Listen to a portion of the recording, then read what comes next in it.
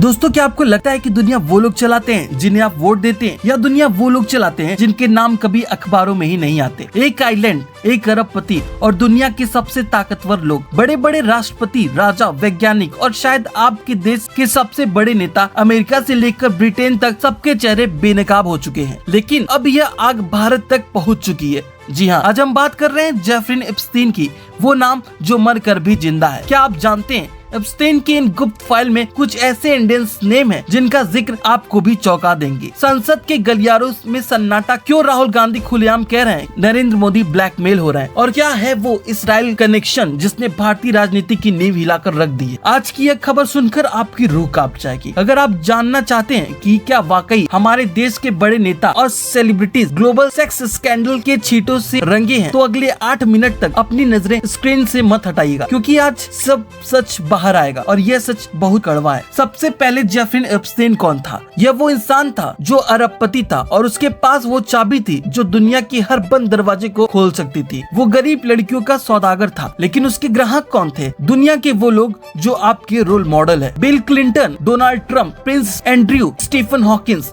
जैसे बड़े बड़े लोग। सोचिए, जिस आदमी को 2008 में ही पुलिस ने पकड़ लिया था, वो 2019 तक आजाद कैसे घूम रहा था? क्योंकि सिस्टम को एप्स्टीन से नफरत नहीं थी, सिस्टम को उसकी सर्विस की जरूरत थी। और जब वो जेल गया तो अचानक सीसीटीवी कैमरे में कैद हो गए, गार्ड सो गए और वो मर गया। इसे आप सुसाइड कहेंगे या सिस्टम रीसेट? अब आते हैं उस चीज पर जिसे लेकर इंटरनेट पागल हो गया था, द एप्स्टीन फाइल। हर कोई ढूंढ रहा है भाई लिस्ट में किसका नाम है, लेकिन यहाँ एक रियलिटी चेक ले लो। इस लिस्ट में नाम होने का मतलब यह नहीं है कि वो इंसान अपराधी है, लेकिन कॉन्टेक्स्ट ही सब कुछ है। अगर कोई नेता किसी माफिया डॉन के घर बिरयानी खाने जाता है तो सवाल तो उठेंगे ना। बिल्कुल वैसे ही दुनिया के सबसे पावरफुल लोग सेक्स ऑफेंडर के घर क्या करने जाते थे? ये फाइल्स सबूत नहीं है, ये फाइल्स गंदगी का नक्शा है। अब आते हैं मुद्दे पर। सबसे पहले साफ कर दूं कि यह कोई व्हाट्सएप यूनिवर्सिटी की खबर नहीं है, यह यूएस कोर्ट डॉक्यूमेंट्स है। तो आखिर इस ब्लैक बुक में भारत से किसका नाम है? लिस्ट में पहला नाम हरदीप सिंह पुरी।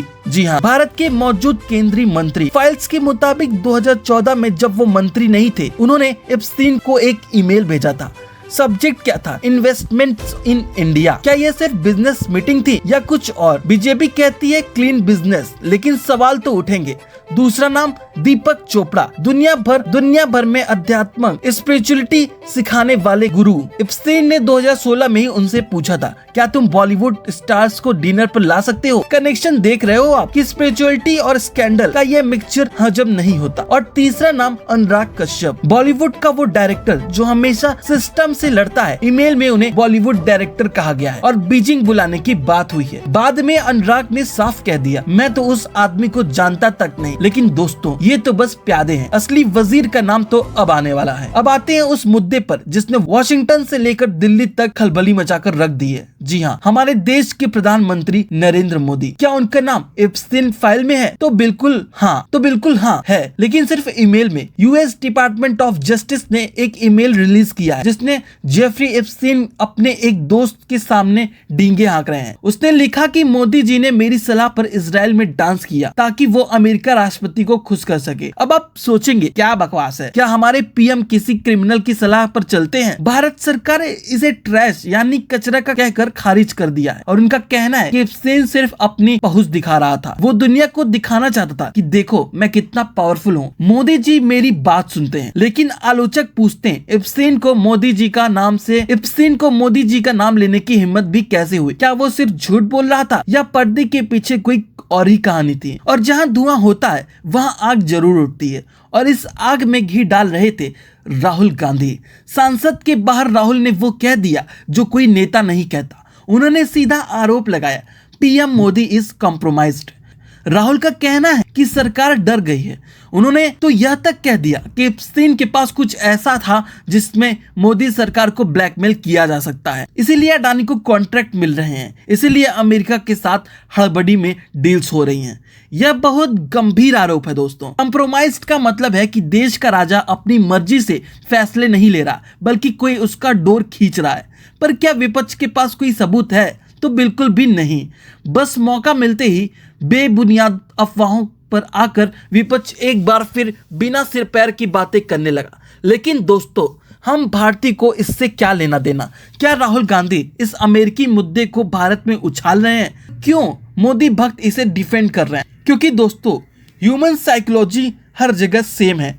हम बड़े लोगों को गिरते हुए देखना पसंद करते हैं। सोचिए 1 मिनट के लिए, अगर कल को ऐसी ही कोई लिस्ट भारत में निकल जाए और उसमें हमारे किसी बड़े नेता का नाम हो, चाहे वो सत्ता पक्ष हो या विपक्ष, तो क्या होगा? आधा देश चिल्लाएगा ये साजिश है, हमारे नेताजी को फंसाया जा रहा है, और बाकी आधा देश कहेगा देखा, हम तो पहले ही कहते थे ये चोर है। फर्क यह नहीं पड़ता कि सच क्या है, फर्क यह पड़ता है कि वो हमारा वाला है और या उनका वाला है। एप्स्टेन का केस हमें यही सिखाता है कि पावरफुल लोग एक दूसरे को बचाते हैं और आम आदमी और आम लोग बस स्ट्रेट पर लड़ते रहते हैं। कानून मकड़ी का वो जाल है जिसे छोटे कीड़े फंस जाते हैं, लेकिन बड़े जानवर उसे फोड़कर निकल जाते हैं। तो अंत में क्या सच है? क्या एप्स्टेन की ये लिस्ट भारत के पावरफुल लोगों का काला चिट्ठा है, या फिर यह सिर्फ एक मरे हुए अपराधी की झूठी कहानियां? एक तरफ सरकार की चुप्पी है तो दूसरी तरफ विपक्ष का हल्ला बोल। लेकिन एक बात याद रखिएगा दोस्तों, एप्स्टेन केस फाइल अभी पूरी नहीं खुली है। यह तो सिर्फ झांकी है, असली पिक्चर तो अभी बाकी है। अगली बार जब आप किसी नेता, किसी हीरो या किसी अरबपति के लिए लड़े, तो याद रखिएगा शायद वो किसी आइलैंड पर बैठकर आपको बेवकूफी पर हंस रहे होंगे, आपकी बेवकूफी पर हंस रहे होंगे। आपको क्या लगता है, क्या पीएम मोदी का नाम इस लिस्ट में आना भारत के लिए खिलाफ एक साजिश है, या फिर वाकई दाल में कुछ काला है? कमेंट सेक्शन खुला है, अपनी राय बेबाकी से लिखें और शेयर कीजिए इस वीडियो को, ताकि भारत का हर नागरिक इस सिस्टम के खेल को समझ सके। जय हिंद।